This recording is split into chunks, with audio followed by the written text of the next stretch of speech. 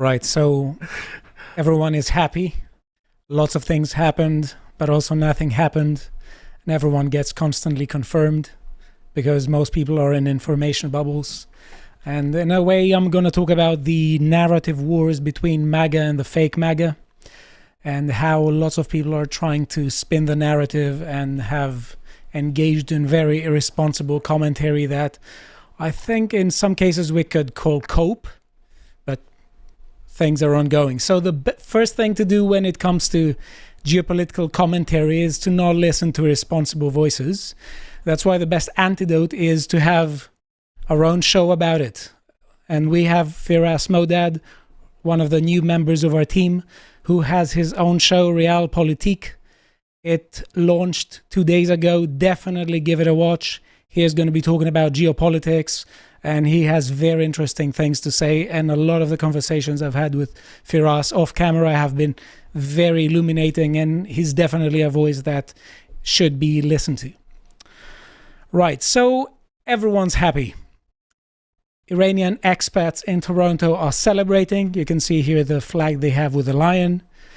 Also, we see here the Iranians with the flags of the Islamic Republic are also happy and they're celebrating a victory. We have here Sahar Emami saying the people of Iran are celebrating victory in war. MashaAllah, Allah grant success to those Muslims who hold firmly to the rope of Allah. I'm happy that she's alive because I really want to watch the next season of her show. The last one ended with a bang, so definitely watch it. It definitely where you got that line in that definitely ended with a cliffhanger, and you can't beat this. You can't have a more explosive studio. So I'm glad that she's going to come back and continue this. Just beginning to worry about us now. JD Vance is very happy. He says, I wonder if other VPs had as much excitement as I do. He's laughing. Yeah. He must have access to lots of interesting stuff. I am willing to bet. I do like, if you go back, just quickly look at that. Sorry, Donald Trump Jr. Yeah, slightly different than your predecessor who was VP of Visiting Angels. Also, now I'm going to make lots of people unhappy. John Bolton is happy. Says, well, let me say this unequivocally. I think President Trump made the right decision for America. And I think we're on the verge of potentially seeing regime change in Iran as part of that. It was a decisive action. It was the right thing to do. Who else? Now, it looks like It is entertaining, though, from what you're saying here, that everybody seems to think that they won. And there are differing reasons for that, because a lot of the action taken over the past few days, which seems to have de-escalated the conflict, for now, I don't know if we're at the end of this, and I think anybody declaring that this is the end of all hostilities between Israel and Iran is looking on much shorter time scales than they should be. But the actions taken seem to have been an attempt by everybody to save face, in a way, which is why America and Iran have been exchanging phone calls saying, listen, buddy, this is what we're going to do. Just make sure that nobody's around. Love you too. Bye-bye. Kiss, kiss. And Iran's gone, love you too, babes. We're also going to fire some missiles. Make sure that nothing arrives. We're going to throw missiles at our friends. The show must go on. I mean, we don't really know for sure whether Fordo has been damaged in any major way. There seems to be reports that the enriched uranium that was being held there had been evacuated prior to that, as well as the centrifuges that were used to in the enrichment process in the first place also seem to have been evacuated. And a few days after we hit them with the bunker busters, or the US did, Israel was firing more missiles at the entrance to it, which suggests that at least on the Israeli intelligence side that they believe that either it wasn't damaged enough or there wasn't damage at all. Yeah. So there's a lot up in the air, and a lot of the media reporting seems to have been very biased towards whichever side you're on. Iran's media are saying, we did it, guys. We proved that Israel isn't impenetrable. We got through the Iron Dome. We did them damage. That's enough for us. And America is saying, we did it, guys. We de-escalated the situation. Now, job's done. Mission accomplished. And I think this is only the beginning of what could happen in the future, especially when I think of everybody there. John Bolton is probably the most correct, because Iran is positioned to regime change now. I think that was the whole game. I think that's the whole game. I agree very much with two things you said. Number one, no one is certain. That's why this segment is a criticism of many people who were absolutely certain that there was going to be World War III. And the other bit that we are looking at the time frames, which definitely true. So all we are saying is what we know with the evidence that we have or with the sources that we have up to now. Tomorrow things may change. We may be talking about a very different world. But I mean, the fight between Israel and Iran may go along, but it looks like that a US invasion of Iran looks less likely by the day. Well, as I covered last week, the strategic goals of the US and Israel themselves do not seem to have changed. Israel for a long time has wanted regime change in Iran. America has Washington think tank policy papers going back to 2009. And Netanyahu, as we showed last week. Yeah, talking about how to do regime change. And even in those policy papers, there was a discussion of internal regime change alongside an illusion of diplomacy going on to make it appear on the international stage as though America was doing everything that it could to prevent that. So I think in the long term, Israel, the US, their foreign policy establishment still want regime change in Iran. I think it's happening. That's my concern, is that, whatever they've done is this prerequisite of bombing, the way that they've allowed Israel to go through all the different countries in the Middle East as the forefront, and we've seen it in Syria. Many of us didn't think that the Syrians would fall. We thought they'd survive, particularly with the support of Russia and maybe an element tangentially of China. And we're in that position now where we think in Iran. I suspect that with the numbers of people they've killed, the numbers of people they've turned, I think that a lot of people may want regime change. The question is what they're going to do about it. So, for instance, you could say that lots of people would say that I'm not going to talk about the problem of Islamization of Europe on Monday and then on Tuesday cry if Islamists have no nukes. So you could say the question is what you are doing about it. And what I want to say is that the people who were absolutely certain that the US was going to invade Iran seem to be wrong so far. They were absolutely certain that Trump was a neocon, and it turns that they are wrong so far. The MAGA crowd is very happy. It seems like we have a New York Post here. MAGA voters overwhelmingly support the US strikes on Iranian military. You see also another thing from Washington Times. Trump tests the limits of MAGA faithful by bombing Iran. But also if you scroll down a bit,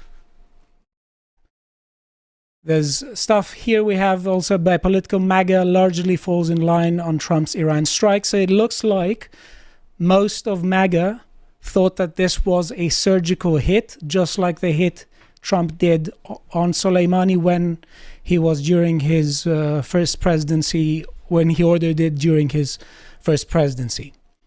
So, I wanted to mention something regarding the neocon comment that you made there. Whether or not Trump is a neocon, I think one of the worries that people have are regarding the factions that he surrounds himself with, because of course it wasn't purely neocons or people part of the Israel lobby who helped him in 2016 and in 2024 to win the presidency. There were lots of different factions, but if you look over the past 6 months since the beginning of his administration, the techno-globalist types, the Elon Musk, the tech bros, they've been majorly alienated recently with Elon Musk having his big crash out. We'll see how that develops in the future if they manage to rebuild that bridge, but that seems closed off at the moment. There was also a part of the coalition where people like Tulsi Gabbard and many of the libertarians that he brought onto his side as well, the Thomas Masseys, who were voting for him on this kind of promise.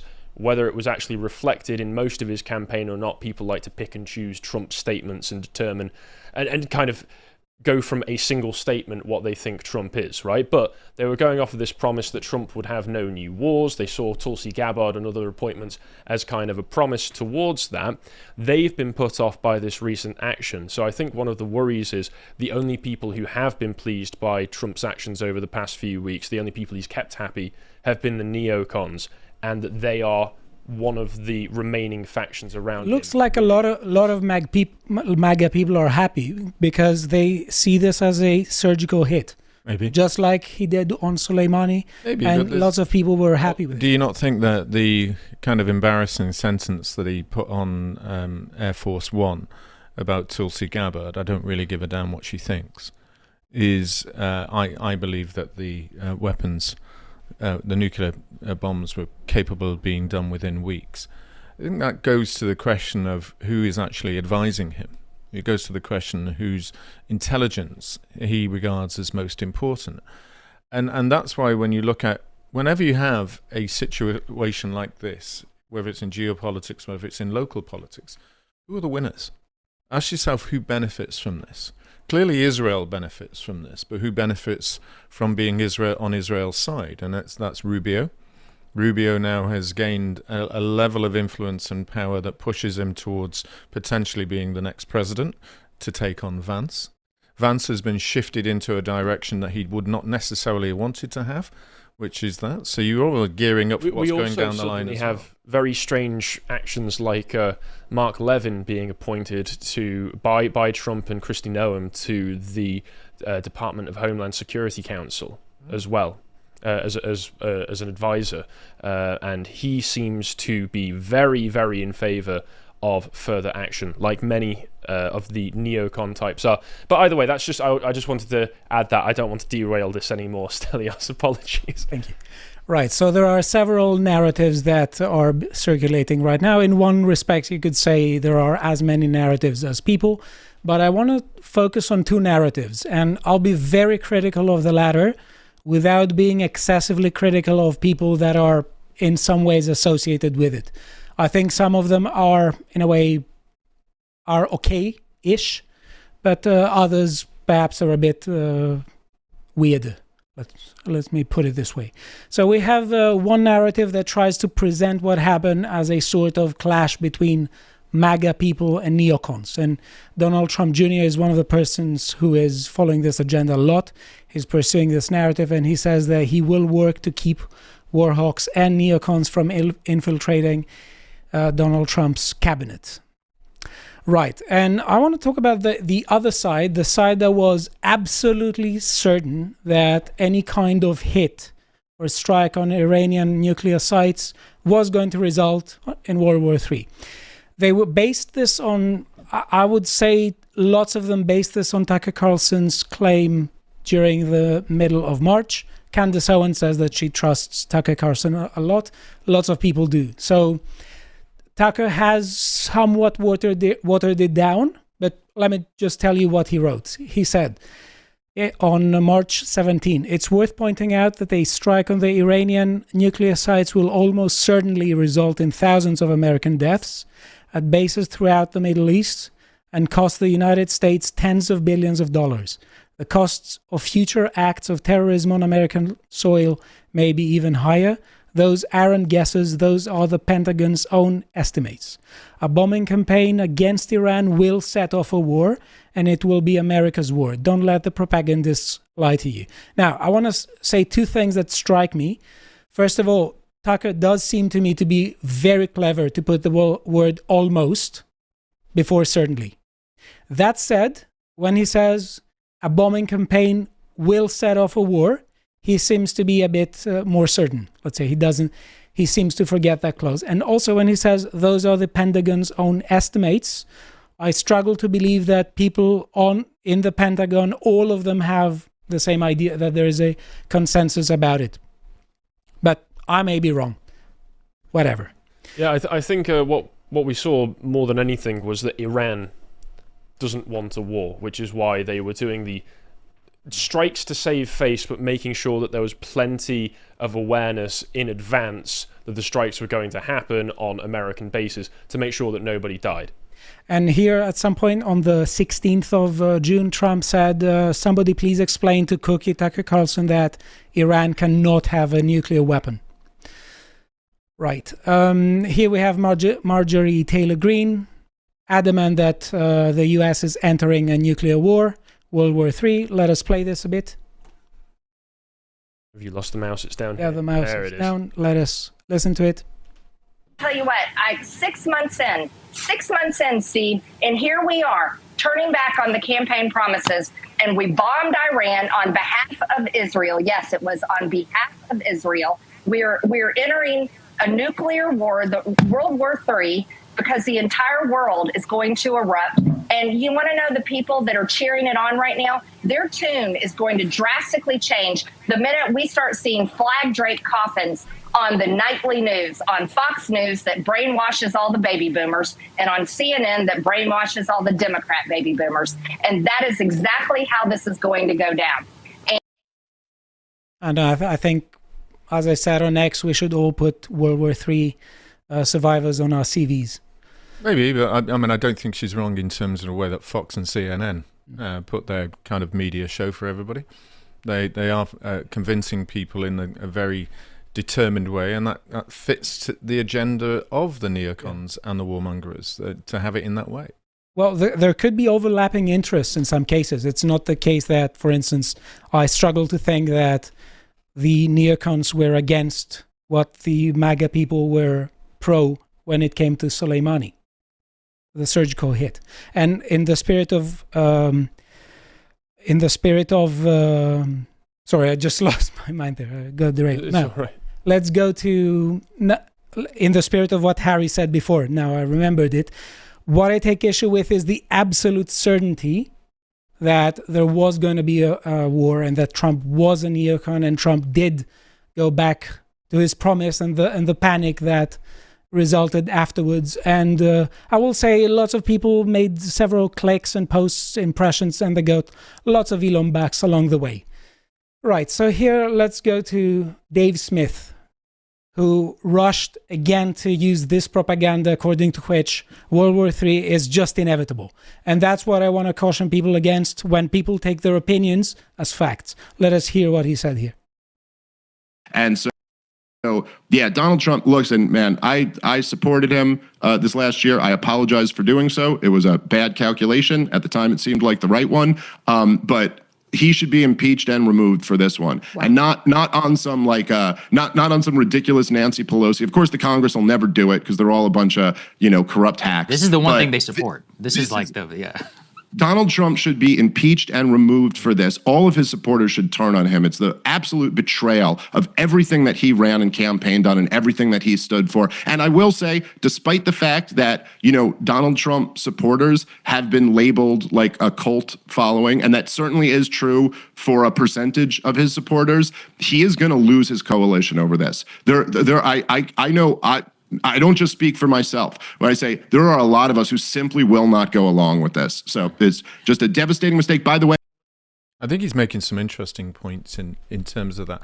First of all, he's wrong to say that Donald Trump should be impeached. He has the authority and power to be able to make those decisions, and to even do a surgical bombing of a particular position in another country is nothing that other presidents have done. We've seen it from Clinton, Obama, all the rest of it. And whether we agree with it is different. Does he feel that this will concern a kind of friction of factional changes within the MAGA movement? I do think it's going to be that, because it goes beyond just the idea of saying we're actually having a war. The whole purpose of Donald Trump was that he will keep out of any conflict, and by doing so, he looks like he's acting on behalf of Israel in doing this. Let's not take the arguments of whether we agree or disagree with Iran. Do we think they actually were close to the bomb? That's a different argument altogether. There's plenty of evidence to say they didn't. There's plenty of evidence to say this has been planned for a long time.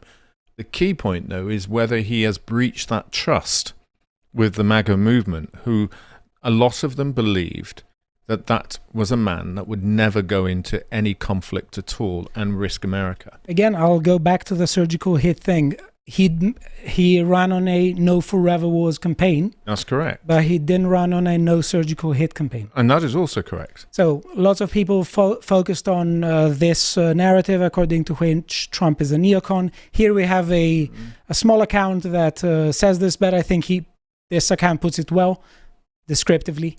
As far as the narrative is concerned, Trump has genuinely transformed MAGA and America First into fully neocon movements. We have here by Robert Griffin III, Donald Trump just started World War III by bombing Iran. Pray for us all. we have here Dom Luca, who basically started saying, if you posted this photo, you might be cooked for a few days. Talking about a meme according to which Trump is going to unleash his inner Bush W and Dick Cheney. But what is interesting is that also Dom Luca was saying, we are going to war, I'm done. Mm-hmm. So he did the exact same thing maybe a with little the people bit he unrelated. was Like, against. what is Dom Luca's account? I don't really understand it. Like, what? It's a breaker narrative. Yeah, because he would be like, oh, you have been selected, and he would name some random person, and then nothing. He would break the narratives. I don't understand what his account is for. Right, so something that was very funny, I found that hilarious. So it had to be with the Hodge twins, and what they wrote on X and what they wrote on Facebook. On X, they said, basically, looks like the panicans were right. The neocons got US bombs dropped on Iran for Israel like they wanted. There's nothing exciting about war. The only thing we can do is now pray for peace. And pray this doesn't escalate. We're proud that we spoke up against war. And on X, they said President Trump just unleashed American might, ordering a devastating attack on Iran's nuclear site of Fordow, Natanz, and Esfahan, crushing their dangerous ambitions. For 14 years, Trump's been crystal clear. Iran cannot have nukes, and he's followed through with a historic strike that's got the world in awe. You get the idea. I mean, you could see in the replies that they'd posted that they have somebody else running their social media accounts on all the other platforms rather than just Twitter. And you can tell just looking at that, okay, that's something that some PR social media manager put together with all of the with all the emojis and stuff. But yeah, maybe double check your messaging. Yeah. Before you maybe just actually it's yours, so therefore you're in control of it, in charge of it. That's amazing. Yeah, I will send this person who allegedly represents MAGA. And this is Robert Barnes posted this. Scorpion Netanyahu. It's a great behind Trump. It's an old story, isn't it? It's a good old story. Yeah. Very good old story. Let's see what's going to happen now. Trump seemed very unhappy with both Iran and Israel. Yeah, no, there's no doubt. I think the F word, but also what went on before, he was pretty unhappy about. And now I do like this. The Hodge. No, I'm not going to play. But the Hodge twins do now go on the other side. They take this from Casino, and they have where the Italian is talking to someone allegedly Robert De Niro's Jewish character. Yeah. So they went to the other side. There are reports from presidents going back to Carter that, like, at one point during every presidency, Israel will just piss you off. And having to deal with them is apparently infuriating. And I'll wrap it up a bit because I'm cautious about time. I think this is the biggest cope I've seen. Jason Whitlock says, response to Gillian Anderson, who said, everyone who decided to jump off the Trump bandwagon this week looks real dumb right now. Jason Whitlock responds, respectfully disagree. MTG, Alex Jones, Tucker, etc. put enough pressure on President Trump and Israel to make a ceasefire for now the only option. So what I think this is, it's beyond dumb. But the point is that Jason Whitlock is not dumb. And I think that lots of people are hiding behind this because they're erecting a new cultist way of looking at things, according to which Trump is a neocon. And all that prevents Trump from unleashing his inner Dick Cheney is being on the content meal of people like that. So, I think that this presupposes that Trump has betrayed MAGA. And people who continue doing this, rather than saying, right, it looks like we were thinking a bit too fast, they seem to be forwarding a narrative which is presupposing that Trump has already betrayed MAGA and that they are the real MAGA and they try to co-opt it. I mean, for me, I think this is all part of American foreign policy, which stretches out far beyond Donald Trump. I don't think it's changed, you're right. Yeah, I agree. Personally, I don't think Donald Trump was in that much of control. I'm glad that the situation has de-escalated, but Donald Trump's own statements on the subject changed from day to day. It was very, very confusing. If there was a plan to trust, I'm struggling to see what it was. But also some of these people, and that's why I'm particularly annoyed at this narrative, not only is it particularly dangerous, lots of them rush to say everyone who disagrees with us is a neocon shill. And I'll just I think there's a depth to this. I mean, the very clear argument that Trump really didn't want to have any sort of war in the Middle East. I think that's been part of his DNA on there. He surrounded himself with part of a coalition that he thought was going to work on this. But once he's in power, just as he was like last time, the strength of the warmongers, the neocons, the deep state, the military-industrial complex is so powerful that they've been able to manipulate from behind the scenes. The fact that Rubio is up there with such strength, and there are others within the cabinet, that all they've done is being able to just push this agenda, in addition to the fact that he received $100 million in terms of his campaign from some of his supporters who were very, very pro-Israel, that he's then been under pressure to be able to respond to that. And I suspect that the bombing of the kind of Fordo and the others was just an attempt for him to be able to now do a PR stunt to say, look, I'm not, this is my view, I've not left you, MAGA. I don't want to have a war, but I go along with yourself. That this is a continuation of a long-term strategy by those neocons and the warmongers to ensure that we've got regime change all the way across, and that's what's going to happen in Iran. And bombing or otherwise, that regime change will happen unless China steps in. I have no great love for the IRGC or the mullahs. My main fear, as with any kind of regime change in the Middle East, is that, like the past 30 years, it goes terribly wrong and results in floods. We suffer from it. You're correct. America doesn't suffer from it. Yeah. Europe and Britain suffers from it. And I think Trump knows this, and I think he bets on the following contingency. The best way for there to be a regime change that is stable is from the inside, is from the Iranians themselves. That's why I think most probably he will honor his promise. And I'll just end with this, that people should be very careful with respect to who they are following and who they are listening to. I'm very tired of the mainstream media propaganda and the propaganda that they have been trying to sell to all of us.